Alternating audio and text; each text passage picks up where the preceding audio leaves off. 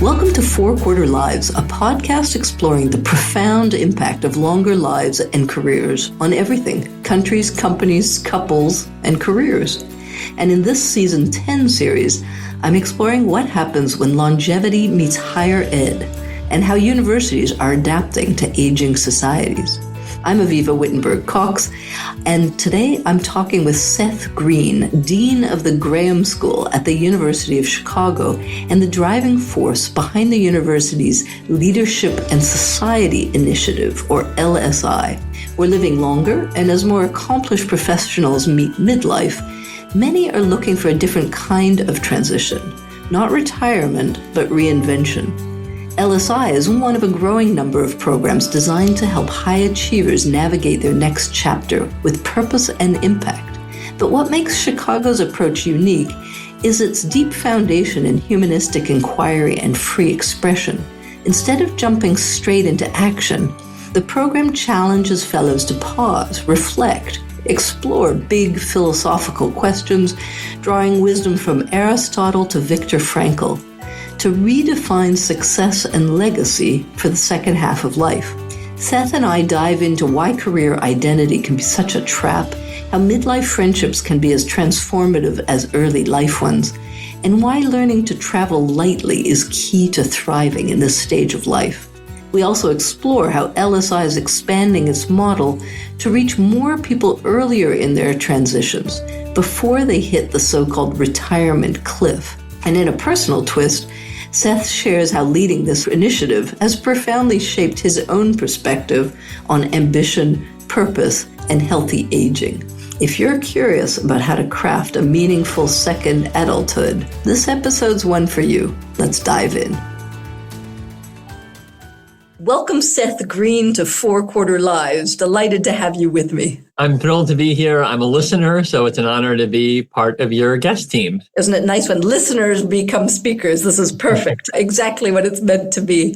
So, Seth, you are the director of the Leadership and Society Initiative at the University of Chicago, and I'm curious what inspired the creation of this program and what makes it unique compared to all the other ones that I am talking to and interviewing in your mind. So I'm the dean of the Graham School, and we are thrilled to be the operational home of the initiative. And we have a phenomenal executive director, Diana Petty, who leads the initiative and who is just a phenomenal partner in building the future of this program. And we are so excited as a university to be in midlife transition. I mean, what inspired us is probably what your listeners hear a lot about, that there are people living longer and they get to a point in their lives where they are finishing their longstanding careers and saying, I want to do more. Instead of the traditional retirement route, they want to rewire and refire. And we are a home to people who want to look at big ideas and think about big futures. And that's obviously been true for a long time for our undergrads and graduate students. And we wanted to add another layer in the university that allowed people at this point in midlife to come back and benefit from the intellectual assets, partner with the wisdom that they've brought with our faculty and our community to make a difference. And in terms of what differentiates the University of Chicago at large, it's our deep commitment to enduring values, humanistic inquiry, and free expression. And so as we thought about what this program could look like at the university, we thought a lot about how do we make humanistic inquiry and free expression core to the cohort-based experience, which ultimately comes out to focusing on knowing oneself deeply, understanding the world, and envisioning the future.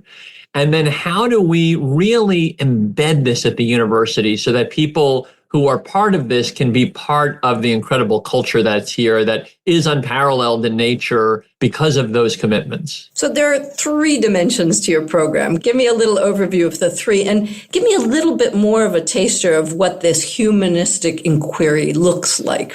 Because I don't think too many people will be familiar. And I really do think this is one of the big pillars that differentiates you. Yeah. So the three pillars, as I mentioned, know oneself, understand the world, envision the future. And the humanistic inquiry is really the anchor of know oneself. So we believe that the first step in this process of discernment has to be self-discovery.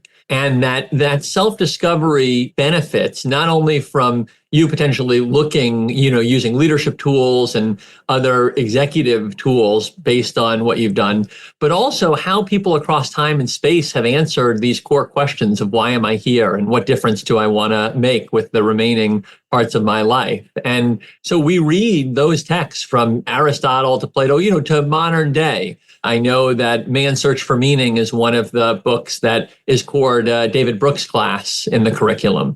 So this is something that is very core to the university. Our school actually has one of the most significant Great Books programs in the world.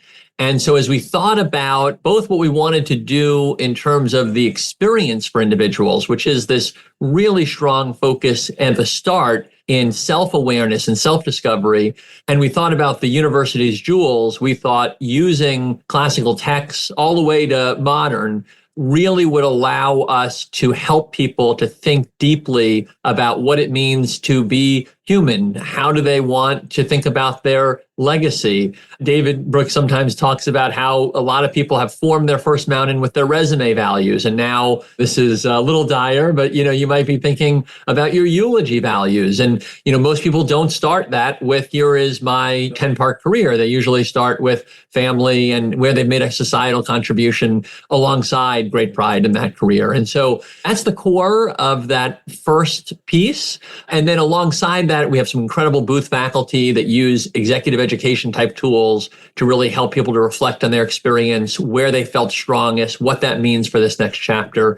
And then alongside that curricular piece, we have an executive coach that helps people to go deeper. The second pillar in the curriculum is understand the world.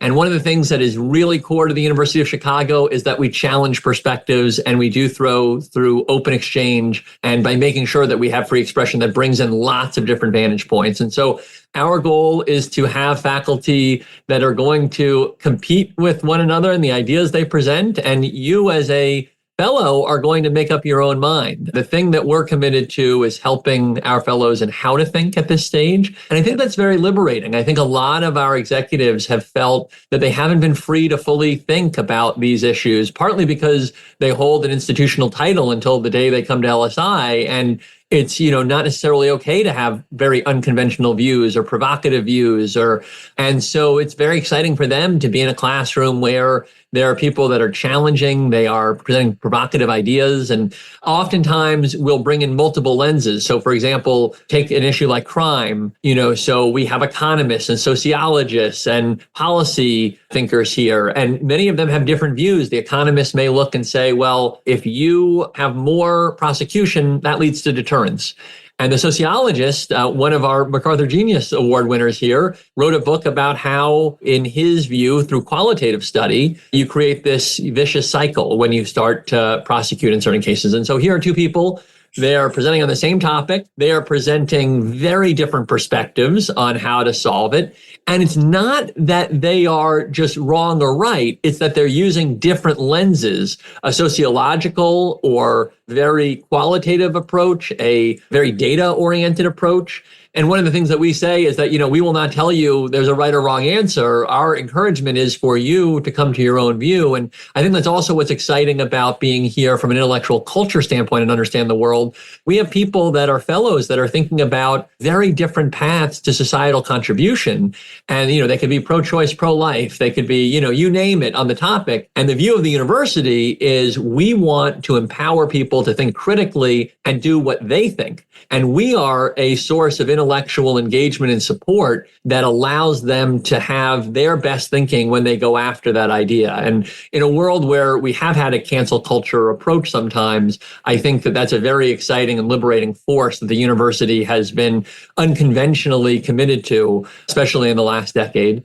And then finally, we're very fortunate that we have a pillar around understand the world. We've brought the best practitioners from around the world to help our fellows think about those topics. So people from Russell Reynolds and Heidrick and Struggles and others to think about how do you get on a corporate board or a nonprofit board at this stage? How do you engage in strategic philanthropy? We have the leader that was in charge of Arabella Advisors, one of the largest philanthropic advisories. So we built out this curriculum that is very practical and that is aimed especially at people that are thinking about a portfolio of activities, where this gives them the best practices across all of those in terms of how they make an impact. And then this year, because of the evolution, which we might talk more about, we added an incubator that allows people who may be starting up things to think about how they engage in that process, because that we found was its own great endeavor that many of our fellows, because of their generativity, wanted to be a part of. So a fantastic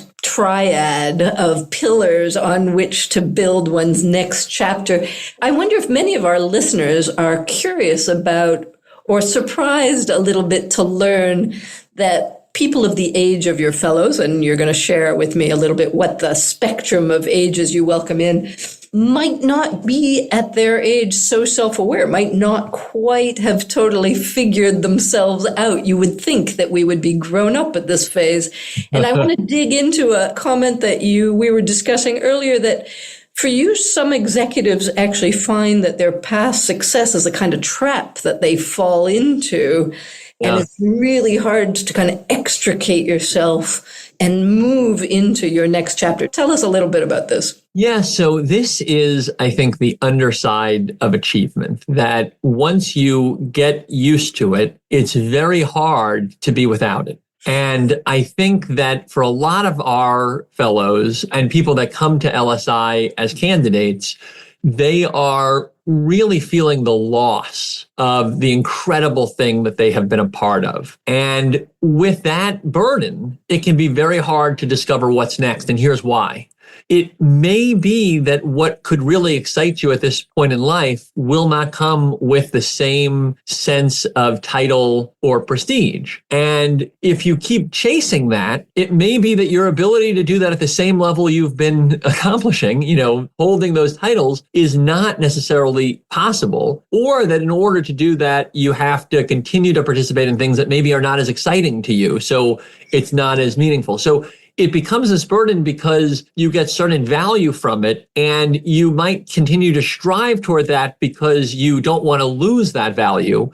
But in that unwillingness to let go, you could be missing out on other opportunities because it's very hard to see them, if that makes sense. So there's an analogy that a professor who teaches in LSI uses that I think is so wise. His name is Harry Davis. He's a professor at Booth, and it's his own experience. So he was a professor of marketing. He goes into the dean's office at Booth, and one of the benefits is you get a bigger office. And while he's there for a decade, he begins to gravitate toward leadership. And he's really interested in concepts of leadership development and gets a lot of books there. And so then he has to go back after coming out of the office to his professor's office, and he has a smaller office. And, the hardest thing for any faculty member is to give up books because you've read them and, they're part of your pride and joy, but he doesn't have enough room for all of them. And so he has to make this very difficult decision and ultimately realizes, you know what, I really want to do leadership development. I'm just going to take these books with me back, and I'm going to let go of all of these marketing books, some of which he wrote.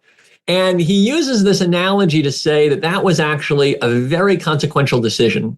And it was very beneficial to him because it allowed him to pursue what was next. And he has this analogy that I love, which is that if you think about it almost as a trip, that you need to travel lightly. And so if you go on a vacation or you go somewhere new, right, you do want to take some things with you because you don't want to be without anything, right? You don't want to travel naked. But at the same time, if you said, oh, here are all the wardrobes and all of the tools I have built over my life, I want to take these all into my next chapter. I want to take these all in the trip. It's going to weigh you down. You're going to have all this excess baggage. And so I think this idea that we really work a lot on in the curriculum is, how do you travel lightly? You want to take some things forward, but you want to be really selective.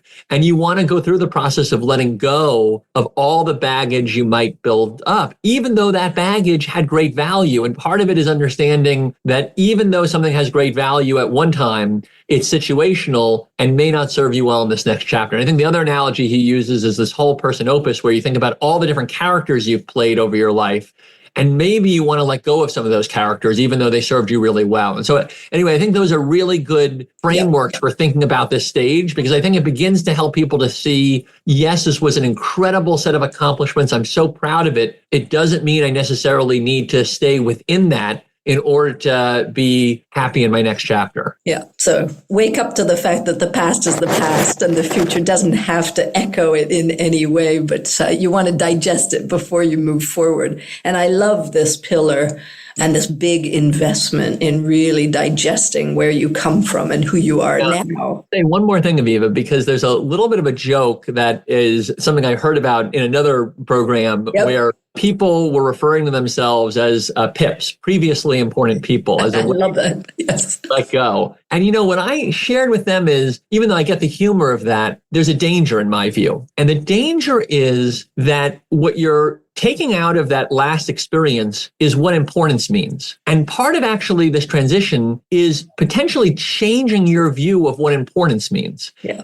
And so I think that's a really hard transition, because I think, for people that have been very successful, importance means a big P&L, a really big role, right? If you keep that as the focal point, it will shape that next chapter. Could importance be a really incredible commitment to your family, or really committed, it could be whatever it means to you at that point. But I always challenge people a little bit, let's rethink that, because you may still be very important, but it's not in the same way. And part of that is that openness to changing that framework for a new chapter of life, if that makes sense. And so often it's the narrative that you put on the whole experience, because PIPS is really cute, but it's also slightly limiting and condemnatory of where you're heading next, as though it's lesser.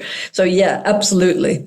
I want to turn from kind of the vision and the big picture to a little bit more about the detail of the program itself, its structure, the community, and how that you've run it for a couple of years. It's a relatively new program, how it's evolving over time. So you're combining a 1-year immersive cohort experience with a newly created low residency model, and the two are going to run in parallel. Tell us a bit about why these two pathways and how they serve different kinds of needs at this midlife phase. Yeah, so we are so excited about having two pathways. So the original, and what I would still consider to be the anchor, is an embedded experience where people move to the University of Chicago for an academic year, and they are core to the community on every level. They take a total of 15 courses, 9 that are cohort based along with that curricular focus, and then 6 where they audit anywhere in the university. They are across so many different events and gatherings. They are involved with the centers and institutes. They are mentoring the undergraduate and graduate students, and sometimes being mentored by them, because there's a lot that goes both ways. They are just, really full-time, fully embedded. They are students again. It is a revelatory experience. It is incredible how transformational it has been in our first cohort and now. So that is an extraordinary program. We are so proud of it. And yet, what we saw over the last 3 years where we've been accepting candidacies is so many people came to us and said, this is the exact intellectual journey I want to take, but I have a full-time job and I want to plan for this before I meet the cliff of retirement, so to speak. There are also a lot of people who are with portfolio lives already, and they want to go through this, but they have very significant responsibilities. And so a full-time or maybe moving with regard to their partner is not possible. So for that group, we said we really want to serve that group. And so we've created a low residency model. And while the first model is the design pathway, where you literally build an entire roadmap, come out with a purpose plan, this second model is very meaningful. You come for 4 4-day residencies. There's some hybrid activity in between.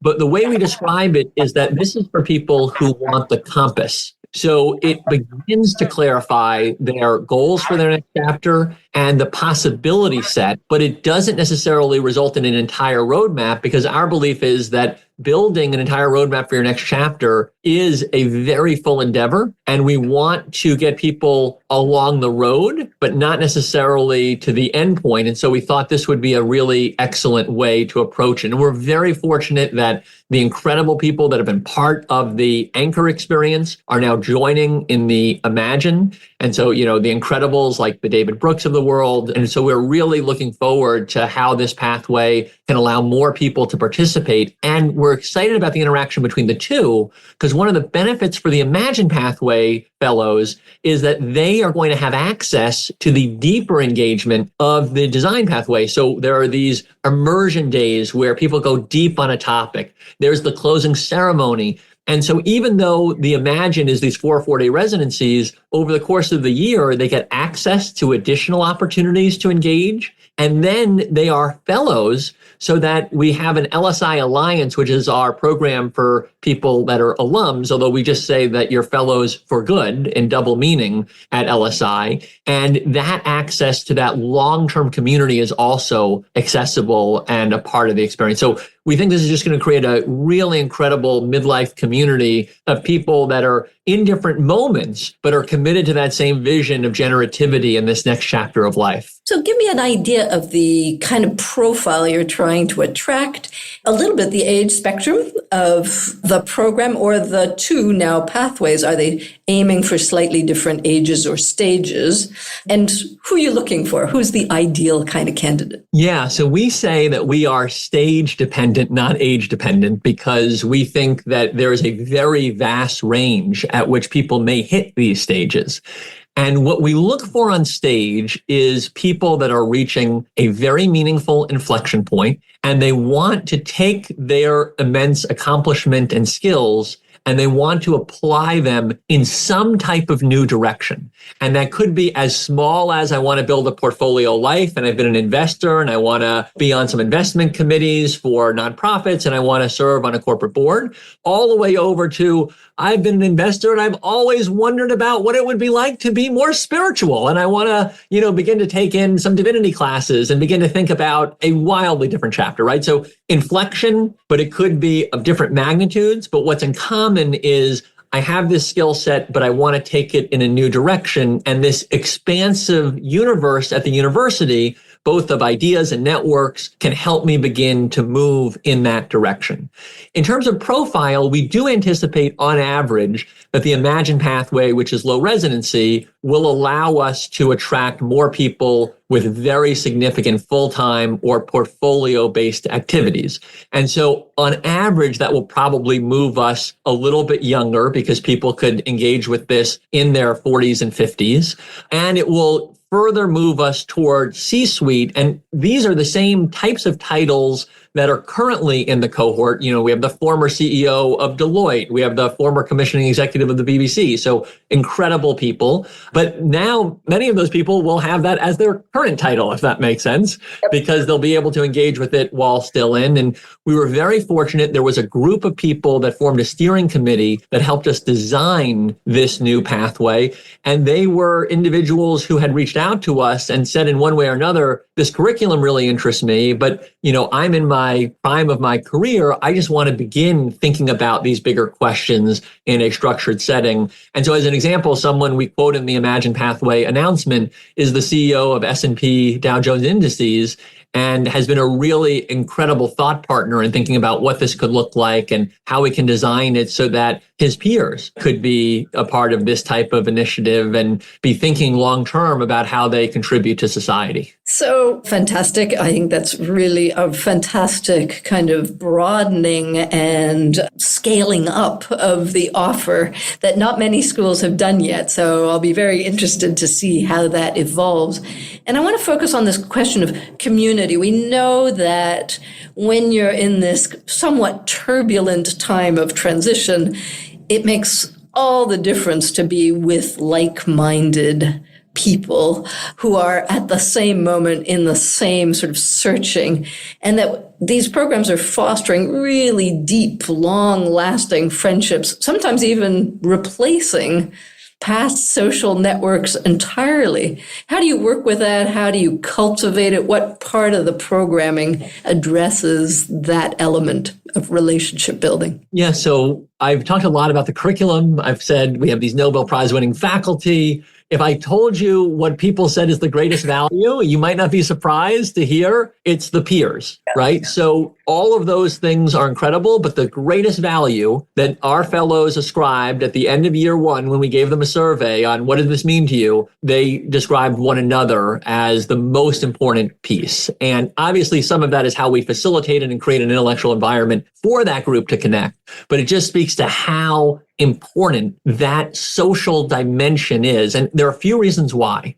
One is that people have their entire identities, their communities, their platforms, all connected typically to career. So for many people that are going through this inflection, right, it's not just about what they do every day, it's who they are. And we find who we are in social community, right? We are social animals, as Plato would talk about. So there is a huge need for that discovery to happen in a community of peers. What we also find is that this is a process of, as you're thinking about what is meaning and what do I want to achieve, that you can really learn a lot from one another. And so one of the beauties of our cohort is that it has people from all walks of life and who have found meaning in all different ways. And that's very co-generative as people think about what they want to do next. And we've had people that are coming from the nonprofit sector that are now serving on corporate boards. We have people from corporate that are now serving on it. So there's a real way in which people exposing to one another is really valuable. And then remember how much we talked about identity can be a trap. And I think in that way, social circles can be too. So you certainly want to hold on to friendships, but the challenge sometimes with friendships, especially from work specifically, is that they have known you as CEO of. And so they continue to think of you that way. You continue to interact in that world. And if part of your goal is to think about a next chapter and not feel burdened, then having a social circle almost entirely tied to that chapter of life, it keeps some of that burden with you. And so we always encourage people to be very thoughtful about how relationships are great. You do want to nurture them. But you also want to think about what are the right relationships. And something that I know you've written about is love at this stage of life, right? And you've written about how you can find love in your 50s and beyond, and that can be really deep and meaningful. And I think the same is true about friendships, which I see as a form of love. And that is what I think is fostered. And the reason that it's so possible, I think, because we have been struck by people really building lifelong friendships. I mean, that's shocking to them.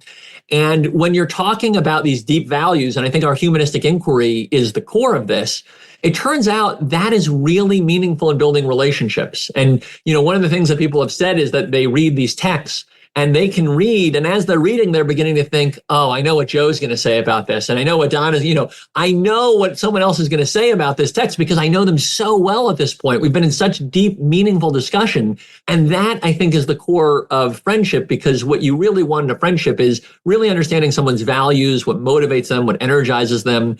And that's the core of the LSI experience. And though I think it really provides a incredible ecosystem in which friendships can be built and have been built. And ultimately, I think that is very requisite to the next chapter, because if you have an idea, but you don't have a social circle around you, I think the chance of you finding meaning and wellness in completing that idea is much lower. And so, some people have asked us, well, do you just see the social relationships as wellness? And there is a wellness value, but our core interest in it is actually that we think people will be more successful in their next chapters if they are a part of a social community that is giving them perspective, purpose, and wellness at this stage of life. So what I really take away from this is just how much work, thought, investment, and structure there is in navigating what is a fairly major shift in people's lives. And I find what's interesting is very often people think, I'm going to get this all sewn up in 3-6 months or a year.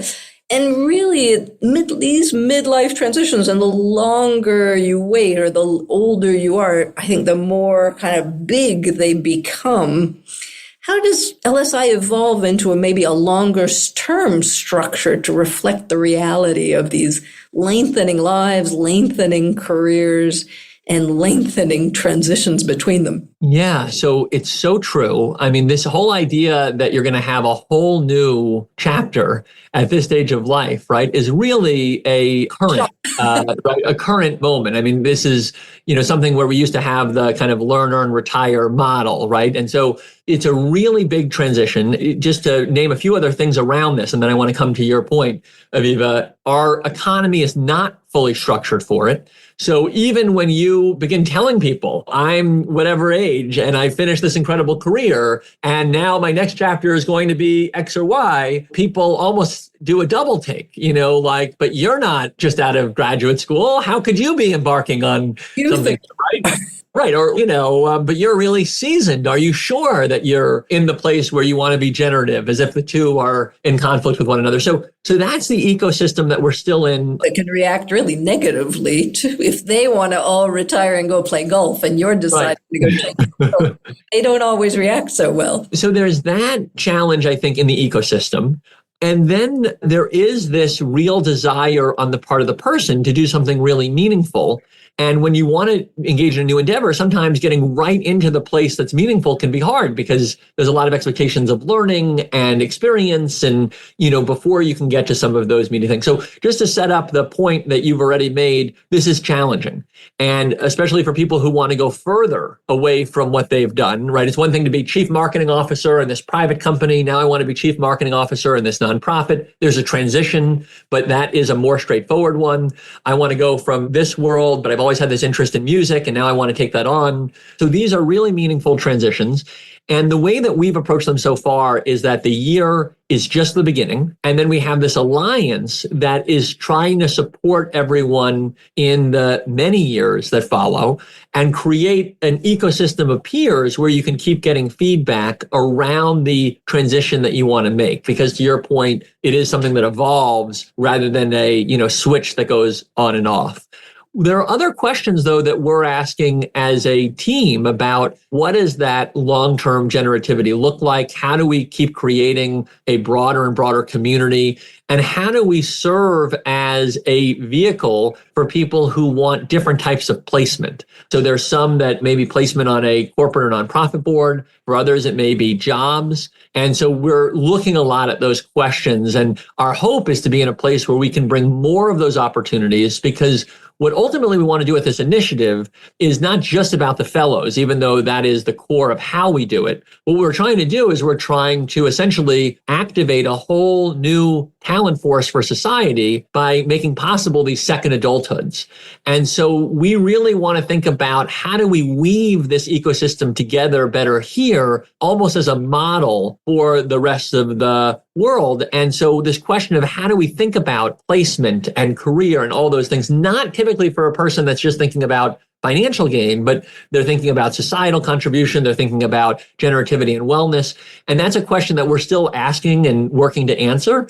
But I think that the experience of accompanying our fellows as they've now begun to go out into the world and we see what are the excellent places where they're able to go, but what are the challenges that still exist? That's giving us a lot of data that's helping to feed improvements in the system that we're trying to build. I particularly like the idea of a university preparing people for their second adulthoods. So this is pretty new in the university higher education ecosystem. And you've talked before about the University of Chicago's leadership is uniquely committed to this LSI vision, part of a broader institutional vision. How has that influenced and contributed to the program's launch and success? So we have been so fortunate. Our president, Paul Alivisatos, has a vision that he came in with as president called an engaged university.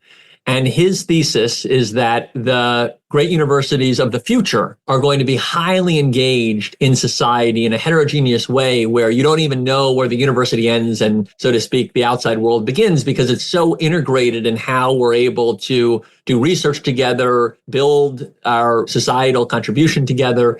And so with that vision, he was really energized by the possibility of bringing these accomplished executives into the university so that they could be partners in the university's culture. And for us at the University of Chicago, compared to some of our peers who are in this is a newer idea. We don't have a research park around us at quite the same level, for example, as our peers out west, even though we do have some incredible things happening. And we don't necessarily have all of this kind of constant executive involvement. And so this is a novel piece that we've been really building. And that, I think, is what has made it so valuable for the fellows, because they get on campus. And, the former CEO of Deloitte is here. I think she's done 10 different things across campus with different units already, where, can you speak here? Can you partner with me on this research project? Because we need to have business thinking involved in how we would make this real.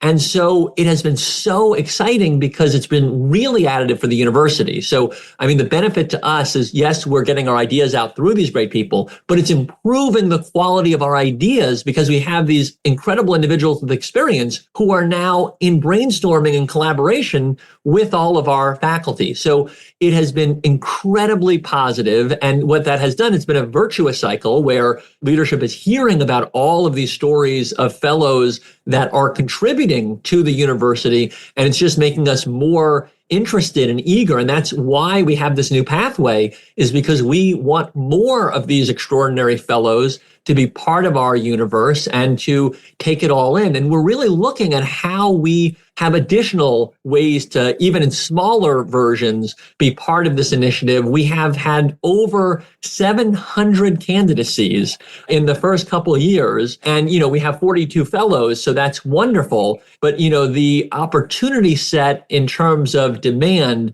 is immense. And we really want to be in a position where we can support as many people as possible in this type of endeavor. So there is wonderful support. We have an absolutely extraordinary president. In addition to the fact that his commitment to free expression and on many other enduring values creates the incredible universe in which these fellows reside, he has been incredible on this particular topic of really welcoming the outside world in and creating an environment where it is mutually beneficial for the university and for the fellows. So isn't it interesting to hear what a profound impact one program can have on individual fellows or participants, also on the university? And I just want to end on a personal note. So what's the impact on you? How old are you anyways, Seth? Yeah. And how has being involved in all this talk of midlife transitions impacted you and your own imagination of your future chapters? So I'm 45, and I will say this is the program in my life that I have been involved in that has changed me the most. And it's funny, I was talking really good timing, 45. Really good timing. I was talking to the dean of the college when I was first working on this. And at the time, that dean was in his 70s, and he was thinking about, what's on the mind of an 18-year-old. And I'm sitting there at that point in my early 40s, and I'm thinking, what's on the mind of someone maybe 50s or 60s. And we remarked that, he was not going to turn 18. So, he was getting all this wisdom about what it's like. But, maybe with grandkids or something like that, he could use it. But I'm going to benefit from every single thing I learned, hopefully, God willing, because one day I will be in my 50s and 60s. So that is, I think, one of the things that has been so striking to me sincerely about this program, that it has totally changed the way that I think about healthy aging. And I would say three things for me personally that I've taken away. The first is, don't think title. That I think at my stage of life, you can be very focused on your first mountain. And what you realize as you meet all these people is that, yes, it's wonderful to have a certain level of accomplishment, but nothing about accomplishment immunizes you from the real challenge and importance of relationships and purpose. And what you see is that some people that achieve great titles, but haven't necessarily built the underlying features, which sometimes come, but don't necessarily, in terms of deep relationships and a real sense of contribution, that they don't get the long-term benefits of that title. And there are other people that they get the title, but they're really focused on these other pieces, or they don't, but they're really focused on these other pieces. And what you realize is they get the benefit. And so it's a selfish thing to be altruistic, which is always a little bit funny, but I tell all of my students when I used to teach social social enterprise, that the reason to be a social entrepreneur is you get two benefits. You get money in the end, but you get the benefit of helping the world. And it turns out that, there's a pretty flat curve at the end around income and a pretty exponential curve that continues around purpose.